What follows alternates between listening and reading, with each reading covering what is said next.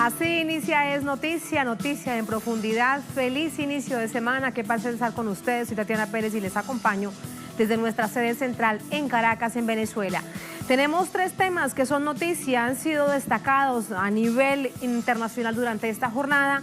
Los desarrollamos primero en titulares. Es noticia Venezuela. Este lunes, el presidente de la nación denunció que el país es víctima de un complot mundial encabezado por el gobierno de los Estados Unidos. Pero pese a ello, el próximo jueves será juramentado para un nuevo periodo tras la victoria obtenida en las urnas el pasado 23 de mayo. Tenemos información, el contexto, el análisis. Segundo tema que es noticia Brasil. El país se prepara para enfrentar uno de los zarpazos ya anunciados por el ultraderechista Jair Bolsonaro, la reforma del sistema jubilatorio. Con el pretexto de tapar el déficit fiscal, usará toda la maquinaria política que le sea posible para que sea aprobado por el Congreso. Su antecesor, Michel Temer, el presidente no electo Temer, engavetó el proyecto precisamente por falta de respaldo político. Y tenemos un tercer tema que sale de la frontera de América Latina, Hungría. De nada servían las multitudinarias movilizaciones. La llamada ley de la esclavitud o ley esclava ya es una realidad. ¿Por qué ese nombre? Vamos a revisarlo con el análisis respectivo. Aquí en Noticia Casi comienza. Bienvenidos, bienvenidas.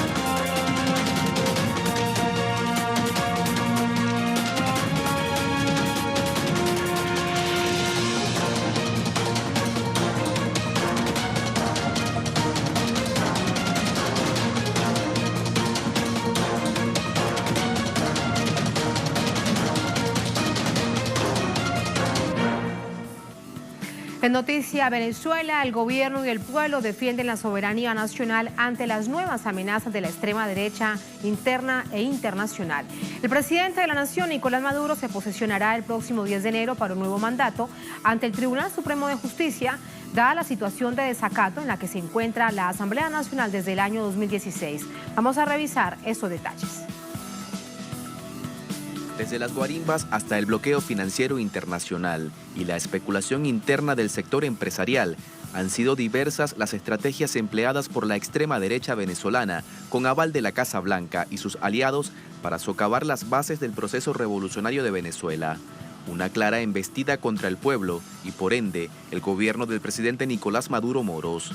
Un intento de magnicidio en grado de frustración y ahora las pretensiones y ataques de gobiernos extranjeros como Estados Unidos, la Unión Europea y el Grupo de Lima, que no reconocen los legítimos resultados de los comicios de mayo de 2018. Se suman al caldo de cultivo que rodea la venidera toma de posesión de Maduro este 10 de enero para un nuevo mandato presidencial ante el Tribunal Supremo de Justicia por la situación de desacato judicial en la que se encuentra la Asamblea Nacional de este país. Desde el año 2016, un hecho alertado recientemente por sus claros visos de agresión a la soberanía venezolana. Estamos enfrentando una agresión internacional histórica que no tiene parangón en la historia de Venezuela. ¿En defensa de qué? De la dignidad nacional, de la soberanía nacional, de la democracia protagónica, de la constitucionalidad, en defensa de la verdad de Venezuela. Es indignante, todos los puntos de la declaración del Cartel de Lima son indignantes, todos, uno por uno. ¿Cómo puede pretender gobiernos extranjeros darle órdenes a Venezuela? Ellos pretenden decir qué institución es legítima y cuál no. ¿Qué es eso? Eso viola el derecho internacional, los pactos internacionales, viola la doctrina de convivencia internacional. Maduro rechazó las injerencias imperialistas contra la soberanía venezolana y calificó de ridículas la negación de la legitimidad de las instituciones del país por parte del autodenominado Grupo de Lima. ¿Qué nos importa a nosotros que el cartel de Lima no reconozca la constitucionalidad y la legitimidad de las instituciones venezolanas? No nos interesa para nada, para nada. Venezuela tiene una legitimidad, Venezuela tiene una constitucionalidad y tiene una soberanía en pleno ejercicio, en pleno desarrollo, y Venezuela va a seguir su camino en paz. Nosotros, viviendo nuestra vida, atendiendo nuestros asuntos y resolviendo nuestros problemas, sin que haya ningún gobierno metiche del continente o más allá. Son gobiernos dirigidos por sectores de la extrema derecha, gobiernos muy impopulares todos. Son gobiernos satélites del imperialismo estadounidense, del gobierno estadounidense. Son gobiernos que no dicen, esta boca es mía, sin pedir permiso al embajador estadounidense en esos países. Ante la amenaza constante de desconocimiento de la revolución bolivariana por parte de gobiernos extranjeros, en rueda de prensa el primer vicepresidente del Partido Socialista Unido de Venezuela, Diosdado Cabello, resaltó la relación de los voceros de la oposición nacional con el gobierno de los Estados Unidos, entre ellos Juan Guaidó, nuevo presidente de la Asamblea Nacional en desacato, dirigente de Voluntad Popular, organización fundada por Leopoldo López y otros miembros vinculados a actos terroristas. Pero Guaidó le dejó bien claro quién es su jefe. El primer tuit que sacó el señor Guaidó fue dándole las gracias al Departamento de Estado. Dijo, a mí no me amarguen la vida que yo tengo un solo jefe, es el Departamento de Estado, dándole las gracias por su elección. Queda claro quién lo dirige, queda claro a quién le rinde cuenta, queda claro a quién él le lame la suela, al Departamento de Estado. Recordemos que el pasado 20 de mayo de 2018, Maduro fue reelecto con 5.823.728 votos, es decir, un 67.7% de los votos, en unos comicios presidenciales que transcurrieron sin incidentes y con una participación electoral de 46,01%. Esto, pese a la campaña de descrédito internacional. Las elecciones presidenciales contaron con la participación del opositor. Participar en estos comicios electorales. El líder evangélico Javier Bertucci, por Esperanza por el Cambio, así como Reinaldo Quijada, por el partido Unidad Política Popular 89. Unos comicios legitimados no solo por el pueblo venezolano que acudió a las urnas electorales a sufragar, sino también por una serie de acompañantes que fungieron como veedores provenientes de América Latina, el Caribe, Europa, África, América del Norte y Asia. La Constitución de la República establece que el nuevo jefe de Estado electo tomará posesión del cargo el 10 de enero del primer año de su periodo constitucional, mediante juramento ante la Asamblea Nacional. Sin embargo, si por cualquier motivo sobrevenido, el nuevo mandatario no pudiese tomar posesión ante la Asamblea Nacional, lo hará ante el Tribunal Supremo de Justicia. El artículo 336 de la Carta Magna venezolana establece entre las competencias de la Sala Constitucional del TSJ declarar la inconstitucionalidad de las omisiones del Poder Legislativo Municipal, estadual o nacional, cuando haya dejado de dictar las normas o medidas indispensables para garantizar el cumplimiento de esta Constitución. Para 2020 está prevista la realización de las elecciones legislativas para renovar el poder de la Asamblea Nacional, luego de que en los últimos años esta persista en actuar al margen de la legalidad. Ahí están los hechos que ponemos en contexto, que analizamos de inmediato. Para ello nos acompaña Julio Chávez, él es constituyente, presidente de la Comisión de Fortalecimiento de la División Participativa, Consejos Comunales y Comunas. Julio, qué placer. Muy buenas noches, te deseamos un feliz año. Muchísimas gracias por acompañarnos. Gracias. Desde la Asamblea Nacional Constituyente, ¿cómo se siguen estos días previos a la posesión en producto de la reelección del presidente Nicolás Maduro? Será el próximo jueves 10 de enero. ¿Cómo se sigue este hecho? Primero quiero preguntarte, en un contexto nacional de tranquilidad, de empezar a despertar producto del año nuevo, comienza a hacer la vida, digamos, después de unos días de descanso, lo que se vive en Caracas y en el resto del país, aunque por fuera el contexto sea diferente. Quiero primero comenzar por allí. Bueno, Tatiana, el balance que hacemos nosotros en la Asamblea Nacional Constituyente es que en este año 2019 no existirán razones para no seguir haciendo el trabajo de garantizar la paz, de hacerle seguimiento, ¿no?, a este conjunto de actos y ritos ilegales en que ha venido incurriendo la Asamblea Nacional actualmente en desacato.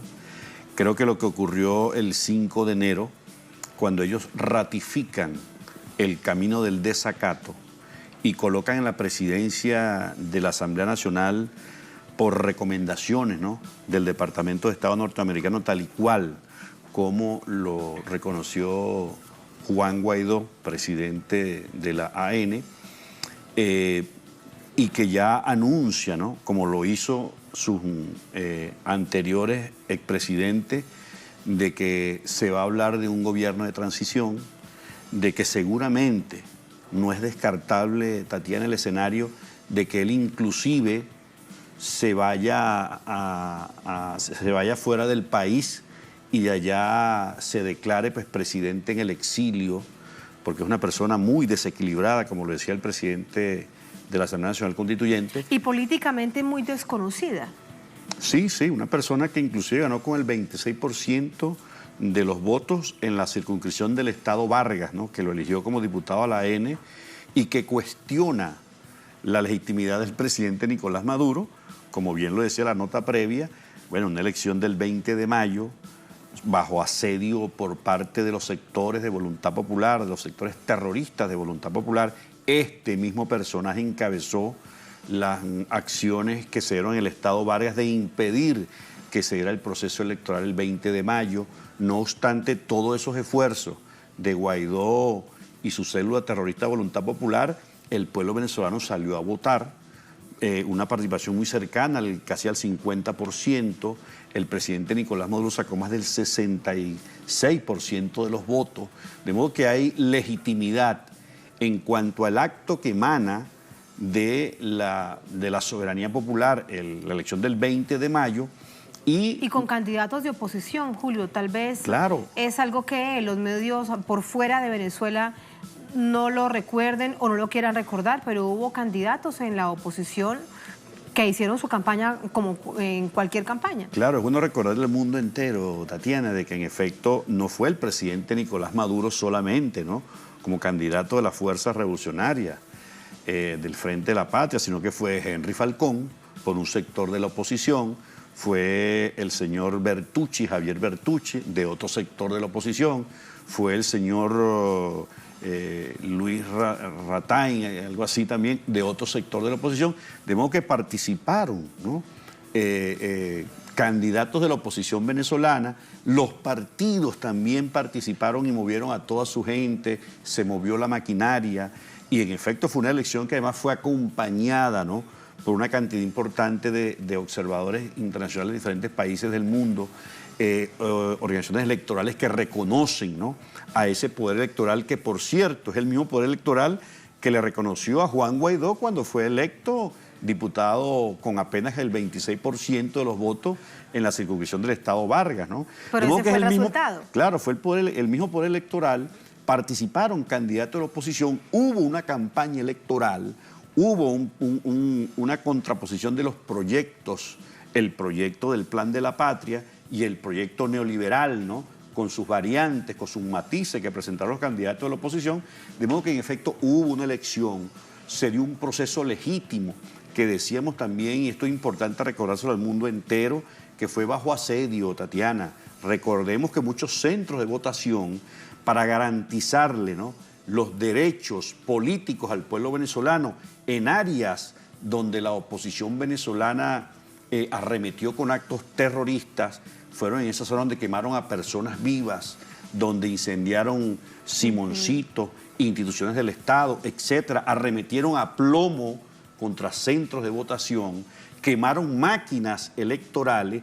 A pesar de todo ese esfuerzo que hicieron para que la gente no fuera a votar, sin embargo, fíjate cómo el pueblo se desbordó, atravesó caminos, montañas, ríos, fueron al Poliedro, gente que no pudo votar en Baruta, hubo que reubicar su centro en el Poliedro, ¿te acuerdas, no? Que es un gran centro electoral, claro, en Caracas, en el área metropolitana. Legítimo, de una extraordinaria y heroica participación, y de allí se desprende el acto que vamos a formalizar el 10 de enero, que es precisamente la juramentación, y como bien decía tu nota previa también, de acuerdo al artículo 231, en virtud de que la Asamblea Nacional, ¿no?, el presidente debió juramentarse ante la Asamblea Nacional, pero en virtud de que esta Asamblea Nacional sigue en desacato al margen de la Constitución, entonces queda, y lo establece el artículo 231, la posibilidad de que el presidente se pueda juramentar ante el TSJ, y es exactamente lo que vamos a organizar. Por eso hemos hecho un balance en la reunión de la Dirección Nacional de nuestro partido, hemos hecho una revisión de todos los escenarios, ¿no? No descartamos entonces que este joven que está presidiendo la Asamblea Nacional, con el apoyo del Departamento de Estado norteamericano, como él mismo lo reconoció y lo agradeció en su Twitter, no descartemos que también pueda tomar como iniciativa una irracionalidad, un acto de locura. Quiere ser presidente a toda costa, que el presidente Nicolás Maduro le transfiere el poder a este presidente de la AEN en desacato. No descartamos entonces cualquiera de estos escenarios de que se vayan al exterior y se declaren allí presidentes en el exilio, una cosa totalmente irracional, absurda. Vimos la declaración tan lamentable, Tatiana, tan deplorable, de eso que se llama el Cartel de Lima, donde allí, por cierto, Tatiana, esta oposición venezolana que ratificó los 9 puntos del documento del Cartel de Lima, esta oposición venezolana allí apoya, ¿no?, el reclamo que hace el Cartel de Lima de que Venezuela no debe agredir al gobierno de Guyana cuando la situación que se presentó el 22 de diciembre de interceptación de 2 buques que trabajaban para la ExxonMobil, estas embarcaciones, Tatiana, estaban en el mar territorial venezolano, es decir, eso es soberanía del país. Y esta oposición venezolana que apoyó ese documento del Cartel de Lima está convalidando el que también se arremeta contra la soberanía del país, y eso habla entonces de que lamentablemente es una oposición de factura norteamericana. Todo esto lo hemos visto primero a nivel interno, ahora me hablas a nivel internacional, donde sí se sienten a través de los distintos actores, el Departamento de Estado de los Estados Unidos, el Grupo de Lima, México se hace a un lado y dice no vamos a interferir, es la autodeterminación de los pueblos como lo hemos anunciado en campaña y se ratifica. ¿Qué significa entonces ahora que pierden a un miembro más que hasta el año pasado, durante el gobierno de Enrique Peña Nieto, era uno de los más activos en contra de Venezuela? Sí, recordemos lamentablemente la actuación tan triste del canciller Videgaray, ¿no?, del gobierno de Peña Nieto, que era exacerbado, ¿no?, enemigo acérrimo de Venezuela, de su pueblo y su gobierno. Creo que la victoria de López Obrador en ese escenario, ¿no?, de los países del Cartel de Lima, creo que allí pierden mucha fuerza, porque no estamos hablando de cualquier país, sino un gran país y una gran economía, que además ha invocado un principio fundamental que tiene que ver con la historia, ¿no?, de la diplomacia mexicana, de reivindicar el principio de autodeterminación y de no injerencia. Decía López Obrador, yo no me voy a meter en los asuntos internos de Venezuela porque no quiero que nadie se meta en los asuntos que solo los mexicanos debemos resolver. Y creo que eso es un paso importante, un golpe muy duro a las pretensiones injerencistas del Cartel de Lima. Creo que en efecto a lo interno del país no tiene ninguna posibilidad, Tatiana. Han intentado azuzar cuadros militares importantes, no han tenido éxito. Están muy divididos a lo interno, por ahí sale una fracción 16 de julio, condicionándole el apoyo a Guaidó para que sea presidente 2 días, Tatiana. Si en 2 días él no se declara presidente del país, ellos le retiran el apoyo. Pero además no votaron por ninguno, ni el primer y el segundo vicepresidente. De modo que internamente están destrozadas la oposición venezolana. Se evidencia su profunda fractura a nivel internacional, ¿qué es lo que les queda? Y allí quiero preguntarte también acerca de los países que poco a poco van quedando en este llamado Grupo de Lima, como le llama el gobierno de Venezuela, el Cartel de Lima. Si revisamos cada uno de estos países, tienen profundos problemas internos. Está Chile, está Perú, está Colombia, aquí al lado, con cantidad de problemas económicos, políticos y sociales. Es una cortina de humo para no hablar de los problemas internos, porque también si entramos acá a los portales principales, digamos, de los medios corporativos de estos países, los titulares primeros son los relacionados con Venezuela y no con sus problemas internos. Claro, yo creo que esa es una salida precisamente para tratar de ocultar, ¿no?, lo que es la triste realidad que viven esos países. Recordemos nuestro vecino Colombia. Bueno, vimos las declaraciones muy lamentables también del presidente Iván Duque, donde él agradecía, ¿no?, en un acto de, yo no creo que de desconocimiento de la historia, Tatiana, sino más bien de una demostración de servilismo extremo, exacerbado, de mostrarse como el más arrastrado, ¿no?, de todos los presidentes que forman parte de ese cartel. Allí está la situación interna de Colombia, que es muy grave. Ya se ha pronunciado hasta Naciones Unidas sobre la cantidad de asesinatos que hay de dirigentes sociales y de inclusive combatientes de la FARC que han tratado de salvar el proceso de paz, que el gobierno de Iván Duque no le interesa para nada. Tú has visto cómo se han elevado y se han disparado la superficie cultivada de droga, porque también una exigencia que le hace la DEA al gobierno del presidente Iván Duque. Y no hablemos de Chile también, la matanza de dirigentes mapuche, ¿no?, y de persecución a las poblaciones indígenas. Cada nación tiene serios problemas políticos. ¿No? El caso de Perú, con una crisis judicial y política que no logra recomponerse, aunque haya salido del gobierno, de la presidencia Pedro Pablo Kuczynski. Si lo revisamos, por eso es importante mirarlo a nivel de este contexto internacional. Sin Honduras, embargo, fíjate el caso de Honduras también, Honduras, que denuncia tiene serísimos problemas políticos migratoria y fíjate la llamada caravana, ¿no?, para ellos de migrantes y de connacionales hondureños hacia los Estados Unidos. De modo que hay una tremenda descomposición a lo interno de esos países que ponen el acento y la mirada en Venezuela precisamente para tapar o para echarle tierrita a la gravedad que viven y padecen esos pueblos, lamentablemente por ellos, ¿no? Mañana martes anunciaba el propio presidente que habrá decisiones importantes desde la Asamblea Nacional Constituyente con respecto a este Grupo de Lima. ¿Qué es lo que va a suceder? ¿Qué decisiones se van a tomar? O tal vez, para no adelantarnos, ¿cuál es el tema de discusión central?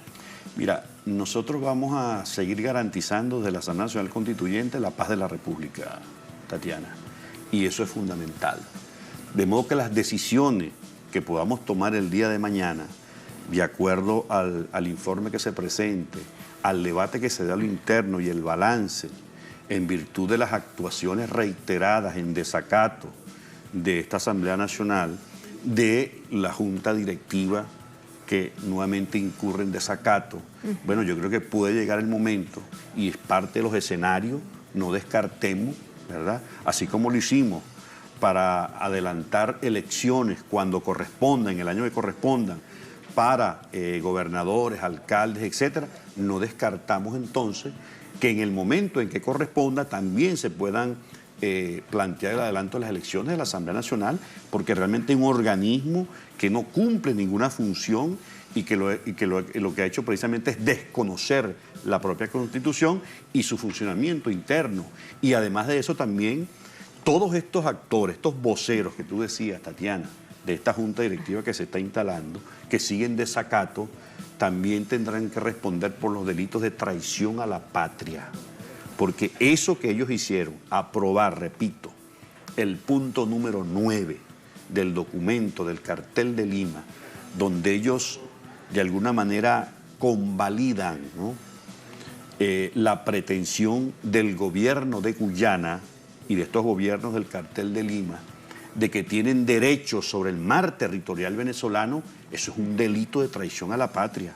Y nosotros allí, muchos de los constituyentistas, plantearemos que a estas personas habrá que hacerles el procedimiento que establece la Constitución, ir también y que se estudie la posibilidad del allanamiento de la inmunidad para que realmente, Tatiana, pongamos en el hilo constitucional a estas personas que abandonaron hace rato su responsabilidad y para lo que los eligió sus seguidores, en este caso opositores. Esto es importante decirlo, el diferendo está dentro de Naciones Unidas desde hace varios años a través de mecanismos del derecho internacional que deberán dirimirse por esa vía, lo que el gobierno de Venezuela ha dicho y ha insistido de manera permanente. Es un apunte, digamos, si la gente no recuerda sobre qué va el diferendo limítrofe entre Guyana y Venezuela, que entre otras cosas es histórico.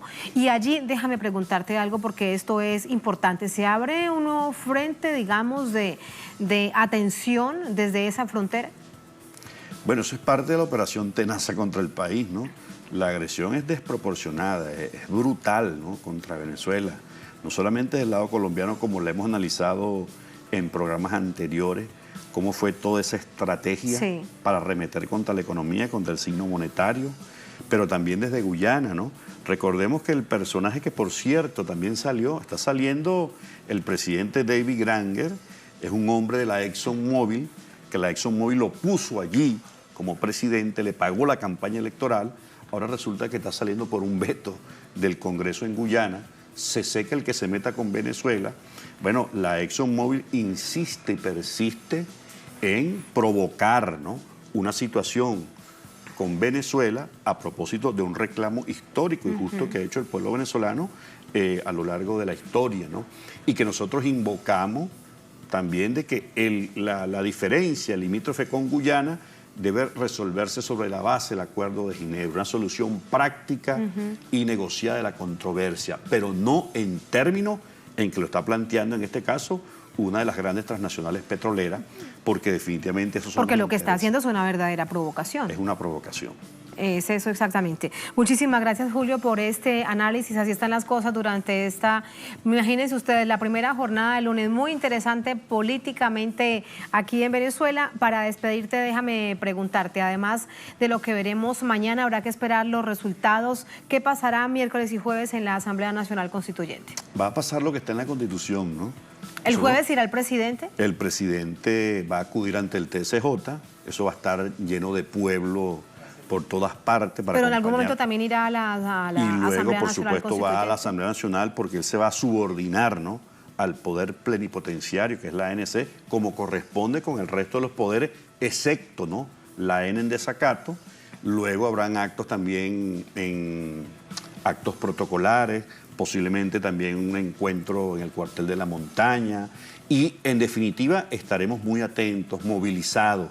Convocamos a todo el pueblo venezolano para acompañar al presidente Nicolás Maduro el 10 de enero para este acto de juramentación como establece la Constitución, y nosotros vamos a estar muy atentos y muy alerta de las locuras que se le puedan ocurrir a estas personas que hoy están al frente de esta Asamblea Nacional en desacato aún. Muchísimas gracias, Julio. Un placer y muy buenas noches. De regreso con ustedes a la mesa para compartir más información que se registraba precisamente durante esta jornada desde las actividades del Ejecutivo, en donde enviaba mensajes a nivel internacional. Tenemos uno de los titulares. Presidente Maduro anuncia nuevas inversiones en la industria petrolera venezolana. Aquí está. El presidente Maduro anunciaba este lunes que en el transcurso de enero se realizarán nuevas inversiones para la transformación productiva en la industria petrolera del país suramericano. Tras un encuentro sostenido con representantes de la empresa francesa Mauri Lipron, sede del Ejecutivo en Miraflores, se indicó que se ha llegado a un buen acuerdo de inversión petrolera para elevar la producción en el estado Zulia en el marco de las inversiones internacionales 2019-2025. Además dijo que actualmente hay varias empresas petroleras que mantienen inversiones en el país. Provienen de China, Rusia, Francia, Estados Unidos, India, Turquía, países árabes, España, Italia, Reino Unido, Holanda, Irán y Malasia. Respecto a la soberanía, también dijo lo siguiente. Informó que se comunicó con el presidente de Turquía, Recep Tayyip Erdogan. Allí le reiteró su respaldo al pueblo venezolano. Afirmó que una delegación de su país acudirá el próximo 10 de enero a su juramentación para el periodo presidencial 2019-2025. Allí lo tenemos. Información en www.telesurtv.net. Bien, así nos vamos a la primera pausa en esta emisión de Es Noticia. Al volver, Es Noticia Brasil. Este país suramericano se prepara en este 2019 para enfrentar uno de los zarpazos ya anunciados por el ultraderechista Jair Bolsonaro, la reforma del sistema jubilatorio. Con el pretexto de tapar el déficit fiscal, Jair Bolsonaro, presidente desde hace unos días, usará toda la maquinaria política para que sea aprobado en el Congreso. Su antecesor, Michel Temer, engavetó el proyecto por falta de respaldo, donde, precisamente, dentro del Congreso. ¿Cuál es el panorama ahora? Vamos a revisarlo al volver en Es Noticia.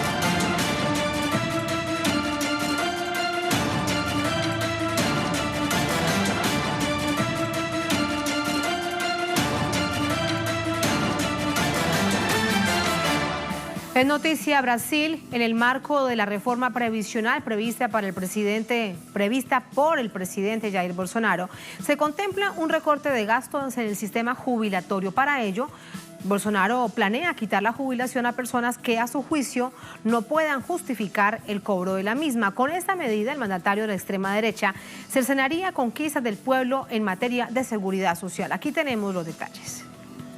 El país se prepara para enfrentar uno de los zarpazos ya anunciados por el ultraderechista Jair Bolsonaro, la reforma del sistema jubilatorio, con el pretexto de tapar el déficit fiscal que sufre la economía del país. El nuevo mandatario intentará profundizar y poner en vigor el proyecto de reforma previsional que fue engavetado por su antecesor Michel Temer por no contar con respaldo en el Congreso. A pesar del intento fallido de reforma previsional de Temer el año pasado, el gobierno de Bolsonaro sostiene que la reforma deberá aprobarse por cualquier vía, aún sin el aval del legislativo. Ante la posibilidad que el sistema de jubilación sea privatizado, el mercado financiero sería el principal beneficiado. El plan del Ejecutivo ultraderechista es presentar al legislativo un supuesto plan para modernizar la legislación previsional y, en paralelo, una medida para eliminar pensiones que a su juicio no se justifican. Con el plan de recortes, el objetivo de Bolsonaro es ahorrarse al menos 2.400 millones de dólares, fondos que dejarán de llegar al pueblo en términos de seguridad social.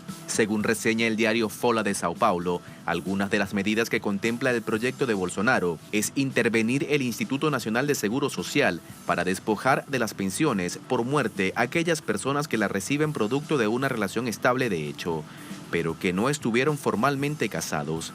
También serán suprimidas aquellas jubilaciones rurales, producto de actividades ligadas a organismos sindicales. El régimen previsional del país sostiene alrededor de 35 millones de personas, de los cuales el 66%, 23 millones, recibe el pago. Bolsonaro pretende profundizar el plan reformista de Michel Temer. La propuesta previsional del gobierno de facto pretendía subir la edad mínima de jubilación de 60 a 65 años para los hombres y 62 para las mujeres. Asimismo, exigía un mínimo de 25 años de cotización.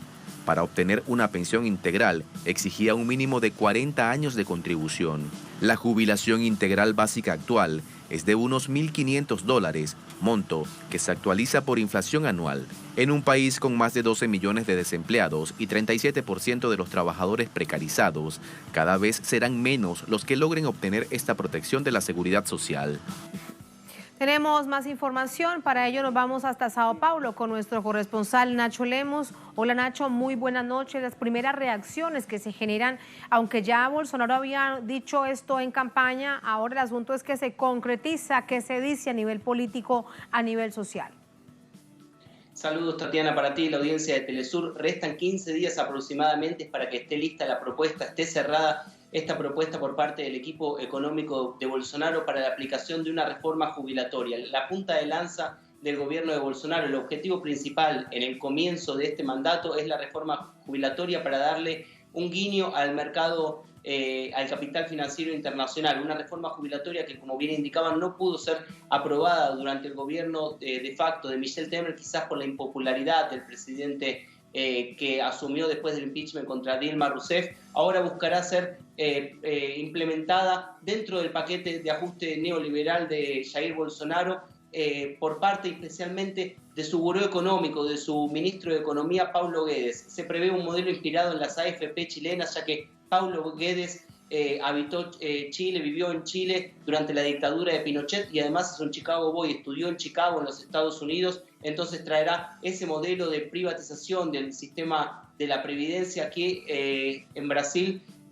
a partir del gobierno de Jair Bolsonaro. Puntos importantes son algunas situaciones que se han planteado en torno a esta reforma jubilatoria en diferentes universos. Por un lado, un directivo del Bank of America la semana pasada conversó con periodistas del diario local Folha de Sao Paulo y amenazó con un futuro de crisis económica en Brasil similar al que vive la Argentina si no se aprueba la reforma jubilatoria en el gigante sudamericano. Lo cierto es que en Argentina ya fue aprobada la reforma jubilatoria, luego Argentina pasó a pedir un préstamo al FMI y entró y se agravó la crisis después de la reforma jubilatoria. Entonces no tendrían sentido estas declaraciones por parte de un directivo de los Estados Unidos, del Bank of America. Otro punto importante es que Bolsonaro anunció que la reforma dejaría la edad mínima de jubilación en 57 años para las mujeres y 62 años para los hombres. Sin embargo, esta declaración fue refutada inmediatamente por el equipo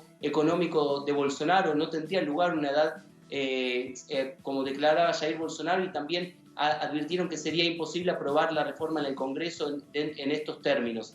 Entonces ya se muestran idas y venidas por parte de Bolsonaro y su equipo económico, como ya ocurrió en otros aspectos durante la última semana. Por otro lado, para acortar camino también y tiempo, Bolsonaro utilizaría una enmienda constitucional que fue instalada por Michel Temer sobre el final del año 2016 y que otorgaba una reforma jubilatoria con una edad mínima de jubilación de 62 años para las mujeres y de 65 años para los hombres, con otra edad. En ese sentido, nuevamente se refuta la primera declaración de Jair Bolsonaro. Luego Bolsonaro dijo no entender sobre todos los temas, que no entender sobre todos los temas es símbolo de humildad. Lo cierto es que en diferentes puntos ya hay contradicciones entre el equipo económico de Bolsonaro y otros ministros y asesores económicos y diferentes áreas, y también contradicciones con los dichos del presidente que acaba de asumir el 1 de enero en Brasil. Punto importante entonces esta reforma jubilatoria para profundizar el neoliberalismo en Brasil, Tatiana. Y entonces, por todo lo que nos estás diciendo, pareciese que el camino, sin adelantarnos, sin especular, pero sí mirando el escenario,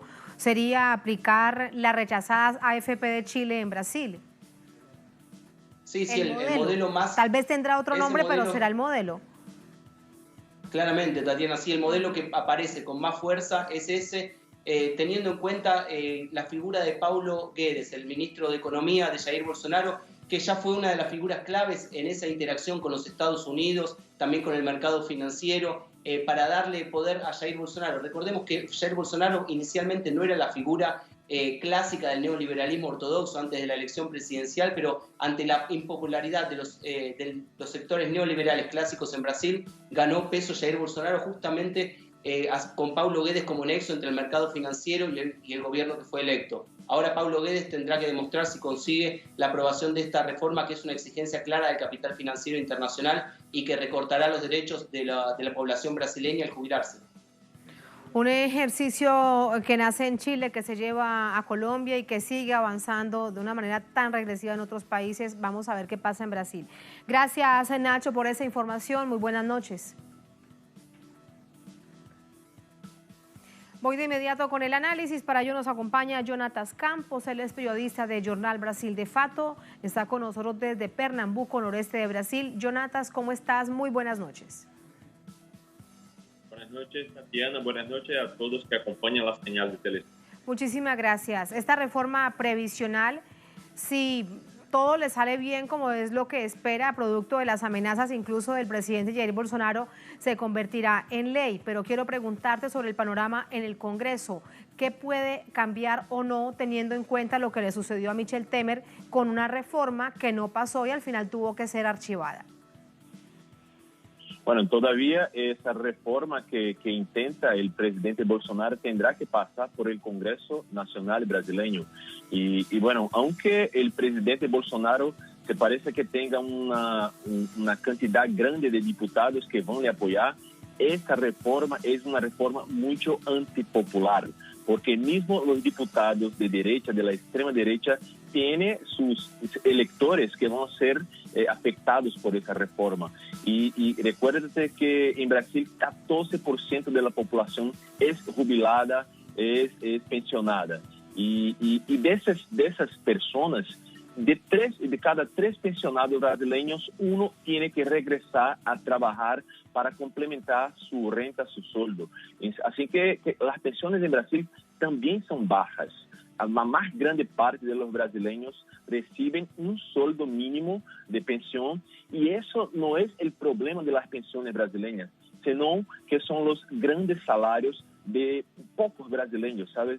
Pocos servidores públicos del alto rango brasileño que reciben grandes salarios del fondo de pensión brasileño, que ahí está un problema muy grande, y me parece que el presidente Bolsonaro tiene intento de mexer y meter la mano ahí en ese tema, que es un tema delicado, porque tiene el apoyo de los militares, por ejemplo. Aquí en Brasil, militares, las pensiones de militares que mueren se quedan con sus hijas mayores, y mismo que esas hijas sean mayores, pero no sean casadas, pero no tengan maridos, esas pensiones continúan con ellas. Ese es un tema muy polémico en Brasil, y todavía Bolsonaro no tocó en ese asunto. Así que por supuesto que Bolsonaro dijo que iba a meter una medida provisoria, que es una forma legislativa de hacer que la cosa empiece a funcionar, y después el Congreso va a discutir. Pero yo creo que es un asunto muy poco popular, y vamos a ver cómo Bolsonaro va a tratar eso. Hay muchas declaraciones. Un asunto... Una cosa. Sí, permíteme, te pregunto. Un asunto evidentemente impopular ante cualquier ojo, porque no es un dinero gratis, es el dinero que has ahorrado toda una vida de trabajo, toda una vida, ¿no? De tiempo activo laboral. Ahora, en términos políticos, al interior del propio gobierno, del Ejecutivo, ¿se evidencian las fisuras o las contrariedades con respecto al proyecto? Una cosa lo que dice Bolsonaro, otra cosa lo que dice su ministro de Economía, para tratar de entender dónde está el asunto y el producto de las presiones, para saber también desde dónde salen. ¿Es su grupo económico? Si vemos lo que me estás diciendo, muy probablemente no hay presión para que avance una reforma jubilatoria por parte de los militares, que son fundamentales en su gobierno. ¿De dónde saldrían entonces esas presiones? Bueno, hay de todos. El mercado financiero, por el mercado financiero hay una presión muy grande para que la reforma sea efectivada.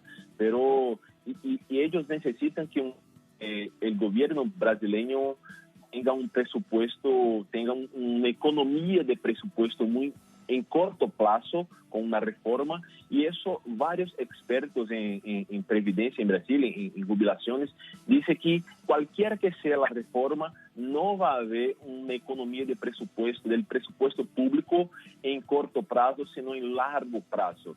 Entonces, yo creo que Bolsonaro ahora va a se quedar con la realidad del gobierno, porque habló mucha cosa en la campaña, se comprometió con grupos económicos poderosos, y ahora tiene que entregar una mercancía, un producto que él prometió antes de que fuera electo, y va a se quedar con un Congreso que tiene más grande parte del Congreso le da apoyo. El Departamento de Análisis Intersindical dijo hace días que Bolsonaro tendrá 2/3 del Congreso tranquilamente, pero mismo esos diputados no van a aprobar una cosa tan fácil, así como una medida provisoria no va a hacer una reforma fuerte como el mercado financiero quiere y como el Bolsonaro le prometió. Gracias, Jonatas, por ese análisis. Muy buenas noches. Buenas noches, Tatiana. Un abrazo, muchísimas gracias por ese análisis.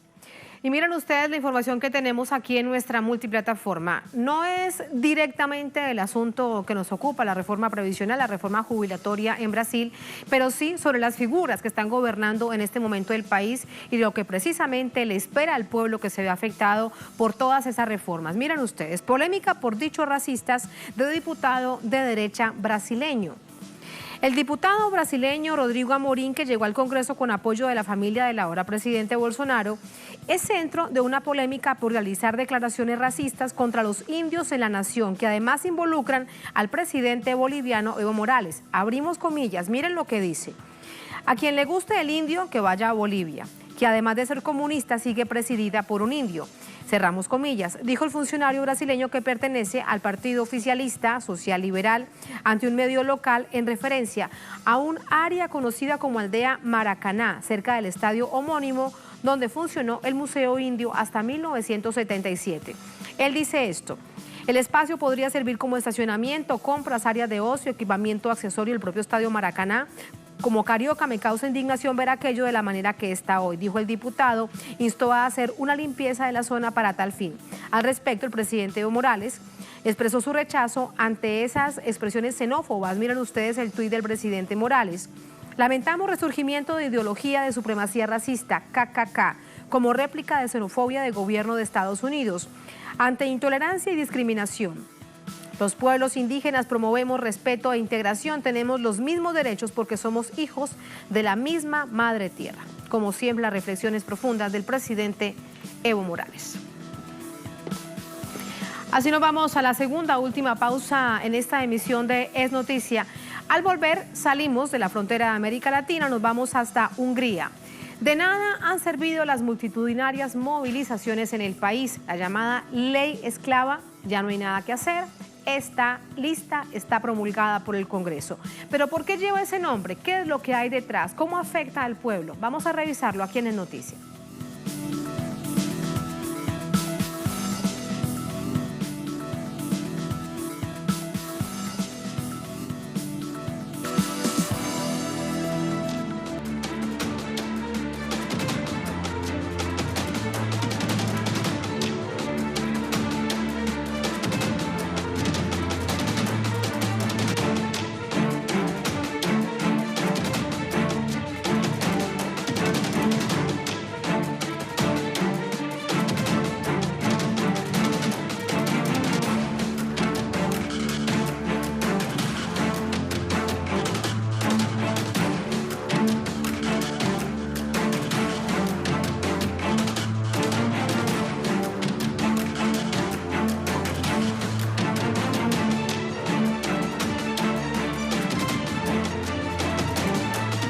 Es noticia Hungría. Las inéditas movilizaciones de los últimos meses se mantendrán este 2019. La razón tiene nombre propio, la llamada ley esclava promovida por el primer ministro Viktor Orbán, que producirá un aumento desmedido de la jornada laboral y que además rompe con una conquista social que le costó sangre a los pueblos del mundo. Vamos a conocer detalles en el siguiente informe. Tras ser aprobada por el Parlamento, la reforma laboral conocida como ley esclava, miles de húngaros se dieron una nueva cita en las calles contra un plan que aumenta las horas de trabajo de 250 a 400 horas extras anuales y permite al empleador aplazar el pago del salario adicional hasta 36 meses después de trabajado. Para el gobierno, la reforma pretende ayudar a la población, pero para los húngaros no hay nada bueno en ella. De hecho, la consideran un maltrato a la vida, ya que incrementa a 6 los días de trabajo, reduciendo a 1 solo el día de descanso. Un horario que supone ser voluntario es denunciado por sindicalistas como una obligatoriedad, ya que de no cumplir la ley, los trabajadores podrían ser despedidos.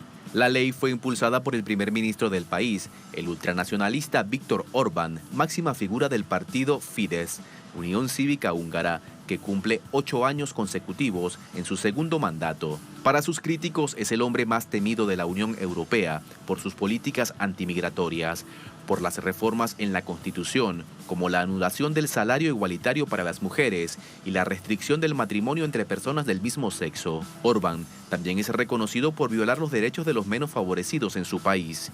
Un claro ejemplo de ello es la multa de 500 euros que deben pagar aquellos que duermen en la calle por no tener un techo. Pese a la represión gubernamental, los manifestantes han dado un ultimátum tanto al Parlamento como al mandatario. En caso de no retractar la ley, aumentarán las movilizaciones en este 2019.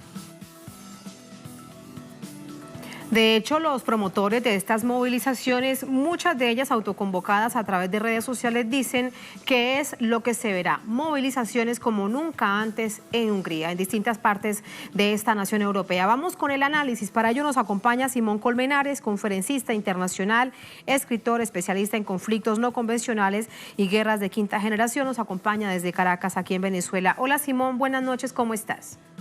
Hola Tatiana, buenas noches, un gran abrazo. Igualmente para ti, un abrazo bien caluroso para este año 2019. Simón, déjame preguntarte algo. No es nuevo que esto pase en Hungría porque ha sido parte de la retórica y de la campaña de Viktor Orbán y también de su partido ultranacionalista. El asunto es que él recientemente fue electo. ¿Quién votó por él? Sí, fíjate, yo creo que ese conflicto lo tiene desde 1989 cuando Hungría abre las fronteras a Austria. Y bueno, queda entre dos mundos, entre la parte socialista comunista de ese momento y entre Europa. Luchó mucho por entrar a Europa y bueno, es parte de la Unión Europea de 2004, es parte de la OTAN un poco antes, de los comités económicos y es pro-europeo, netamente europeo. Ahora, el presidente Orbán, con su partido de ultraderecha, a través del ultranacionalismo, ya es la tercera vez que tiene el poder. Y fue electo casi por el 50% de la participación. En Hungría defienden mucho sus postulados. Allí se da un fenómeno, a mi juicio, bastante interesante, porque no es el tradicional ultranacionalismo y ultraderechismo que estamos viendo resurgir en diversas partes de Latinoamérica y también de Europa. En el caso de Hungría hay una lucha de poderes. El ultranacionalismo le permitió simplemente llegar al poder, a ese partido y mantenerse. Ya les han vetado otras leyes o ya ha tenido que echarla para atrás, como una que tenía que ver con los medios de comunicación. Esta fue aprobada. Ahora se está estimulando esa lucha de poder por algo que tiene el Estado directamente contra George Soros. Recuerden que George Soros, economista, filósofo húngaro, muy poderoso en el mundo, uno de los brazos operadores de la familia Rothschild, desde el punto de vista financiero y dueño del fondo Quantum y Open Society, mismo que ha estimulado mucho las revoluciones de colores y ha hecho mucha injerencia en Latinoamérica y en otros países. La pelea es directamente contra George Soros, quien es que ha estado financiando mucho esto. Entonces, si te pones a ver, es una lucha del derechismo que se está dando en ese plano por el poder. La población allá es muy clasista, es muy racista y realmente apoyan parte de eso. Y si hay una población, si se quiere, bastante en depresión, bien necesitada. Simón, pero una pugna de poder, déjame te pregunto, una pugna de poder con potenciales votantes que se irán a buscar otros modelos, porque en general, para los húngaros, poco a poco, como pasa en el resto del bloque europeo, pasar del bienestar social al regresivo proceso de quitar las conquistas sociales, esa misma situación que se ha visto no solamente en Hungría, sino en Francia, en Alemania, en Italia, en Reino Unido, evidentemente quita votos. Así que también eso parece una contradicción. Sí, totalmente. Y fíjate, en la Unión Europea hay 10 grandes partidos de ultraderecha, que están unos que otros posicionados. Como tú mencionabas, en Francia, en la última elección, Marine Le Pen casi queda de ultraderecha. Entonces, ¿qué se hace? Fíjate, se usa y se abusa de las personas a través del miedo y la incertidumbre que se generan, se posicionan en el poder a través del nacionalismo extremo y simplemente generan esas opciones radicales de poder para usar y fluctuarlo. Es así como ha ido funcionando. Entonces lo hacen directamente por 3 vías. Usan el nacionalismo a través del populismo, la lucha de poderes como la que te acababa de mencionar, o a través de la neuropolítica, como bien funcionó en Brasil y en otros países. Por lo menos, tú hablas hace poco de Brasil. Brasil es el primer país en Latinoamérica con trastornos de depresión. El tercero es Colombia. También hablas de Colombia que ha surgido algo de eso. Y siempre la clase trabajadora es la que paga las consecuencias. En Colombia no es raro que las personas trabajen 16 horas diarias, 30 días corridos al mes, tengan un solo día libre y no tienen apoyo desde el punto de vista laboral. Y entonces se da en Europa, se da en muchos países. A la final empiezan las primeras opciones de estos mandatarios radicales por a través del nacionalismo extremo a dañar a la población, a bajar el presupuesto social de la clase trabajadora. Y se ha hecho en todos esos países y recientemente se está haciendo en Latinoamérica. Uno por uno, directamente. También lo hizo en Argentina. Recuerda que inicialmente Macri lo que hizo fue salir de cientos de muchos miles de trabajadores, bajar las pensiones, se ha hecho en cada uno de ellos. No es la excepción en Europa y simplemente se estimula el miedo de la población a través de la incertidumbre que ellos mismos siembran. En el caso de Hungría se da una lucha de poderes, pero no es el caso de los demás países, donde a través del nacionalismo, simplemente a nivel extremo, la ultraderecha toma el poder y por esa vía ejerce el control. Y si te pones a ver, en la medida que a la población más desfavorecida le bajan los sueldos, los salarios, generas más incertidumbre, y cuando generas más incertidumbre, controlas por un lado más. Por supuesto, como tú me lo decías, esto tiene una cresta, tiene un tope para luego buscar otras opciones. Una especie de juego maquiavélico, político. Un juego macabro en donde evidentemente se ve aquello que en el siglo XX se sentían tan orgulloso el bloque europeo, pasar de ese bienestar social a lo que ahora se denuncia en las calles, en esa expresión popular, en esa expresión callejera, como malestar social. Gracias, Simón, por ese análisis. Muy buenas noches. Un abrazo. Un abrazo y muy buenas noches. Gracias también a todos ustedes por habernos acompañado. Cerramos nuestra pantalla tradicional. Nos quedamos en redes sociales, @noticiatelesur, @TatianaTelesur. Durante esta jornada, otro hecho fue noticia, se dio también más allá de la frontera de América Latina. Con eso los dejamos. Hasta mañana.